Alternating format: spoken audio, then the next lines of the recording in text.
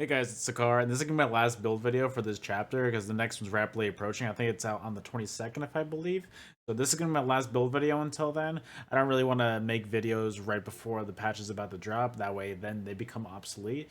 So this is gonna be the last one. Also, I want you guys to say hi to my new kitty. We got him yesterday. He's a rescue. Isn't he the cutest little baby? His name's Claude. I hope you guys like him. But I won't waste your time anymore. Let's get on with the video.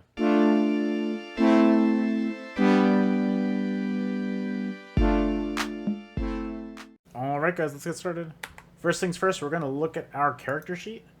We're going to be an Imperial in this build. Imperial is always the best stam class in my opinion to use on Dragon Knight and on a lot of other stam classes as well. But I know a lot of people don't have this because it's the only race in the game that you have to buy on top of the base game. So I definitely recommend investing in this if you can. But if you can't, just use Wood Elf instead. I think that you're going to get a lot of damage from Wood Elf. That's my recommendation, at least.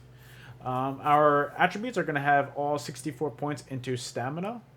And our attributes are going to break down like this. We're going to have about 30.4k health and then 24.5k stamina, which is pretty high.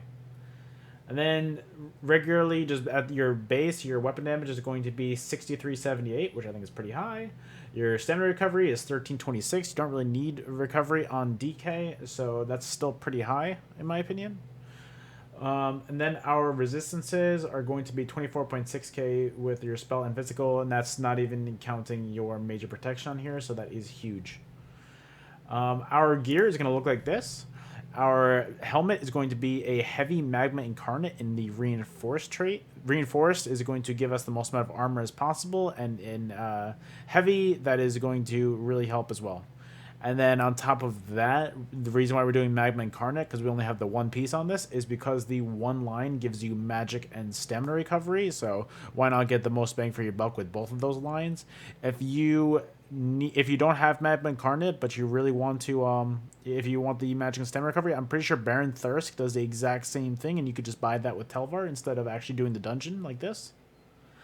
Our shoulder is going to be Plague Break, which is one of my favorite sets in the game. I'm going to be using it next patch as well.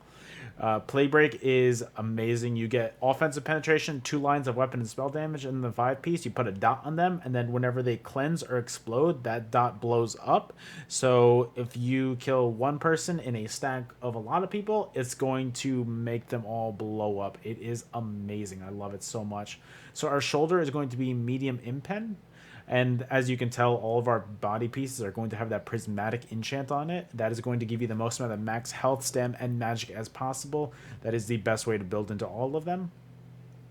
Our hands are also going to be medium plague break in impen. Waist, medium plague break in impen. Shoes, medium plague break in impen. I think you guys can see a pattern right there. Our chest piece is going to be Shulk's Cuirass. The reason why I like Shulk on this build is because of the 5 piece on it. I'll get to that in a second. The 2 piece gives max health, huge. The 3 piece gives weapon and spell damage. The 4 piece gives crit chance. And the 5 piece gives both a line of weapon and spell damage, and you gain minor heroism at all times, generating 1 ultimate every 1.5 seconds while you're in combat. On top of your Oaken Soul having major heroism, that's 3 ultimate every 1.5 seconds. You're going to be basically getting 4 ultimate now every 1.5 seconds. So that stacks up, and you really can get your ultimate as fast as possible, and it really helps your sustain because of the passive for DK, that whenever you use an ultimate, you get magic health and stamina back. So I really like Shulks for this. I know that there are a lot of other sets to use, but I like messing around and trying new things, and this has really been one of my favorite things that I've tried lately. I'm not saying you've got to use it, but this is just what I've been using, and I really enjoy it. And our legs are also going to be heavy reinforced in Shulks. Both of our weapons are going to be Shulk swords. Our main hand is going to be Nirnhoned, while our offhand is going to be Sharpened. Sharpened probably isn't the best for this, but it's just what I had already on this build, so I'm using Sharpened, and I just don't really feel like wasting transmutes. I feel like Nirnhoned and Charge would be good, but you're not really missing much. You're going to have a lot of damage when you're outside of your ultimate too for your Sharpened, so that helps. Your mythic on this build is going to be an Oaken Soul ring in the infused trait with a weapon damage enchant on it. Oaken Soul is the 1-bar build that we all know about at this point, giving you basically every single major buff in the game and a few minor buffs as well. It really helps your damage, sustain, it's your tankiness. It's a lot of fun, but it is coming to an end at the end of the patch. So if you look at this and you don't want to, if you don't have it, and you don't want to invest in it yet, I don't recommend grinding it out. And I will come up with StamDK builds for the next patch as well. Trust me, it's definitely something I've been eyeing up. So if this build isn't for you, there'll be more in the future, I promise. Our necklace is going to be Shulk's necklace with a weapon damage enchant in the Swift trait. And then our other ring is going to be a Plague Break ring in the weapon damage enchant with another Swift trait on it. So that the 2 Swifts are really going to make your speed go, really high. I really like it. It's a lot of fun. And if you feel like you're fast enough, switch one of them to an infuse, so you double infuse in 1 Swift. Our skills are going to break down to this. Your main spammable on this build is going to be Noxious Breath. It's a nice AoE. You're also putting a major breach on your enemies, so it's going to reduce their physical and spell resistance by 6k. And so the more you hit it on somebody, the more damage it's going to do. It's a lot of fun. So you basically hit Noxious 3 times on a person, and then you hit your Molten Whip, because once you activate it 3 times, you're gonna have your third stack of Seething Fury, and that's when you're gonna get hit. That's when you're gonna hit them really, really hard. So 3 hits of your Noxious Breath, Molten Whip, and that's basically the combo. Especially if you're in Corrosive, that's your ultimate. That is absolutely phenomenal. You're hitting so hard. I've hit like anywhere between 16 to 20k whips on people. It's so much fun.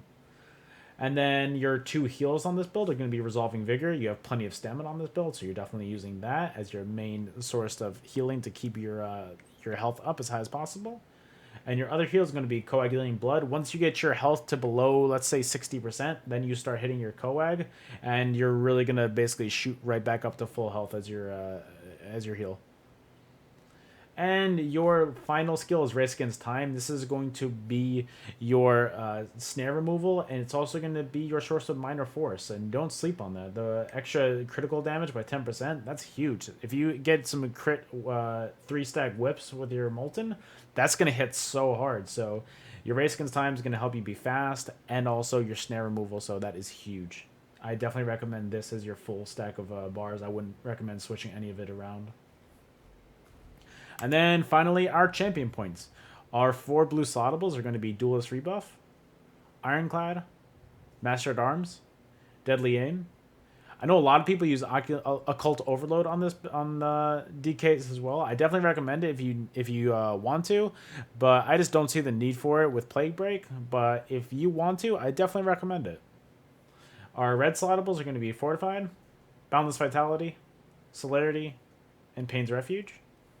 And then our green, the only CP that I recommend for the green tree are Breakfall right here, Rationer right here, and Liquid Efficiency right here.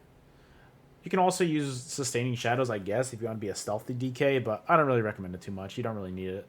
Those 3 are the main important things right now.